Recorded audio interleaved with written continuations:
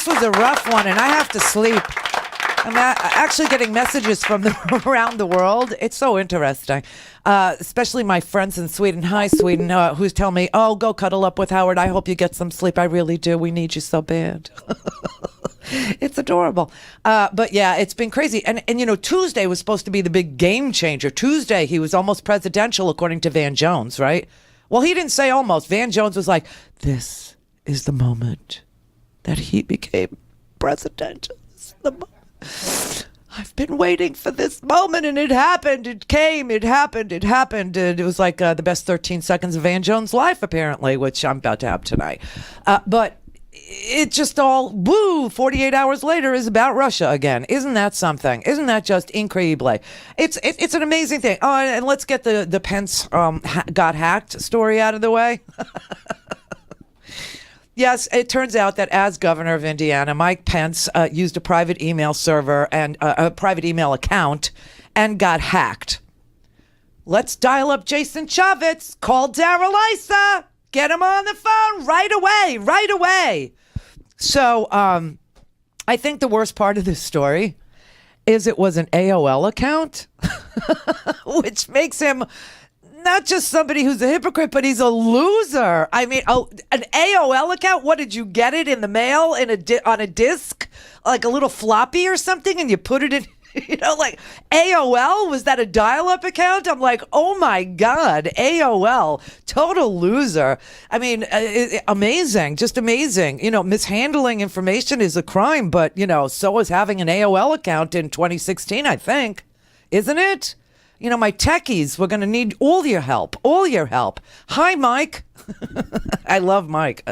There's a guy out there that's not Mike Pence. No, there's a guy out there that's helping me recreate the Cambridge Analytics scenario and a couple of other ones too.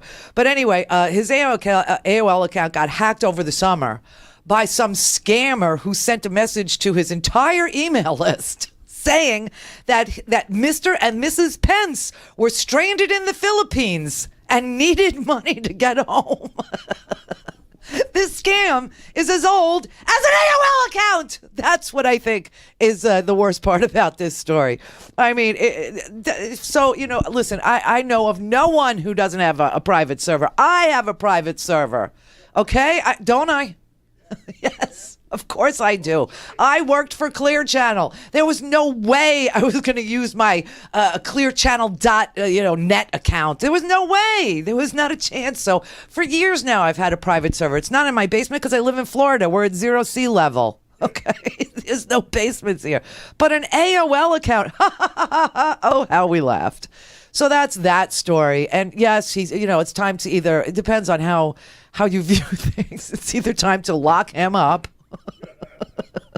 for being a complete loser and using AOL, or just move on. Nothing to see here. For me, the only part of the story that really stood out was an AOL server, and that he tried to not deny it. See, this is the problem with all the people in the Trump administration, is they try to deny reality over and over and over again. And the Republicans are even hiding the Obamacare bill. Do you know that? Did you see Steny Hoyer yesterday?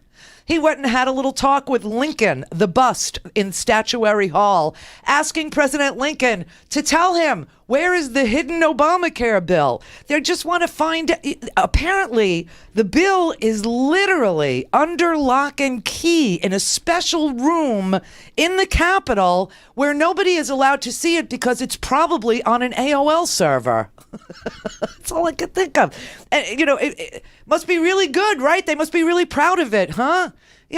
It's under lock and key in a special room. So, and they attacked the ACA for being too many pages. Remember that? And remember, it took me 3 weeks to read through those 1,000 pages. 3 weeks it took me for people who don't read. Just as a side-by-side comparison, you can read Orwell's 1984 in one Saturday afternoon. If you sat your butt in a chair and picked it up, you'd be done like at 9 o'clock in the morning with a cup of coffee. You'd be done reading it by beer o'clock. Okay, that's this bill, this ACA bill, took me 3 weeks to read, and I needed 3 lawyers to guide me through some of the provisions. You know what I mean? And then we talked to healthcare experts. We talked to, remember, what was his name? Potter. He was fabulous. We talked to Kaiser. We talked to so many healthcare experts. You know, this is when we were broadcasting in Washington, D.C. I remember I had a big plaque, like where the curtains are behind me. I had this big, giant, oak tag thing, you know, and it had, as we went through it, it had what this part meant and what that part meant and how this part affected that part. And if you didn't have this, then that wouldn't work, you know, and we had this big, giant board behind us so that we could, you know, explain, fairly easily any questions that came our way about what does this mean. So that took 3 weeks to read. Now they've got some and they were saying, oh, it's too many pages. It's too many pages. But at least you were allowed to read it.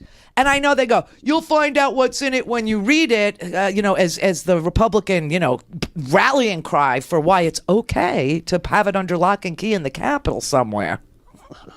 It's okay because the Republicans didn't bother to read it before they voted on it, and of course they didn't bother to read it because they were voting no. They just didn't give a rat's ass, even though it was a Heritage Foundation proposal. That's where the ACA came from. And number 2, it was called Romney Care before it was Obamacare. And now they don't want it to be Obamacare. Well, the Republicans want it to be Obamacare, but it's going to be Trump Care. So it's going to have all these different names, the ACA, but the Republicans don't want their opponents to find out what's in the replacement bill. And the opponents they worry the most about are their fellow Republicans. That's the sick part. And see, this is their problem. They just can't tell the truth about anything. And that's why they're in so much, hot water all the time.